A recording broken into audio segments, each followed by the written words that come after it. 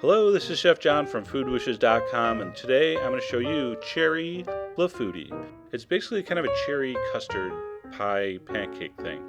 Alright, preheat your oven to 350, and then here is the custard batter. It starts with a half a cup of flour, and all the amounts will be on the site as usual. It wouldn't be a Food Wishes video unless you heard that.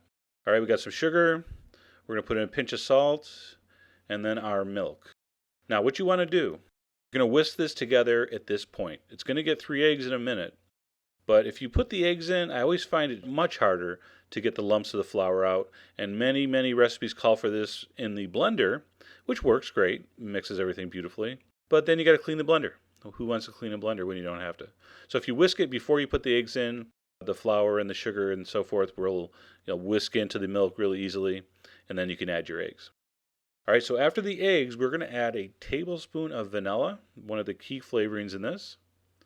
And it's a really simple egg custard batter, okay, with a little flour. So nothing too high-tech here. So we're going to butter the bottom of a couple quart casserole dish, so about a half a teaspoon of butter. And then we're going to pour down about half the custard. We want this to set. We're going to throw this in the oven for about 12 minutes. And it's going to set so we can put the cherries on top of it and they won't sink to the bottom. So this is kind of a little trick. All right, so while that's cooking, we're going to prep our cherries. I have 3/4 of a pound of cherries. I'm using the Rainier from Washington, very beautiful gold red cherry. You can use the dark red Bing, of course. See that? So after 12 minutes that comes out. It's just firm enough to hold these up. It's not cooked all the way, but it will prevent the cherries from falling to the bottom. Oh my God, he didn't take the pits out. That's right. Don't be scared. This traditionally is cooked with the pits. The pits are supposed to give off a little extra flavor. I know what you're thinking. Lawsuit waiting to happen. When you eat this, it's very easy. The pits will pop right out and you just do it with your fork, and it's not that hard. You don't crunch into the pits. Come on. If you want to pit the cherries, go ahead. I'm not gonna. I'm a traditionalist, as you well know. So over that, we're going to pour 1/3 cup of sugar. And then we're going to top it with the rest of the custard.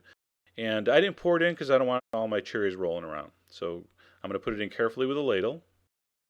So we're going to put that in the oven at 350 still for another 40-45 minutes until it looks like that.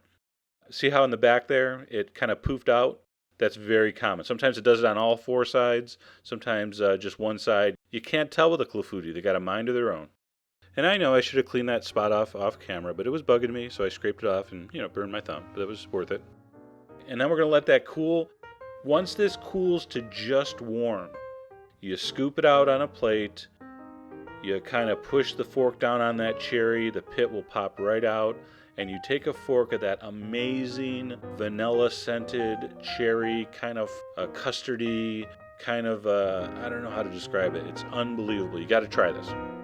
So go to the site, get the ingredients, and as always, enjoy.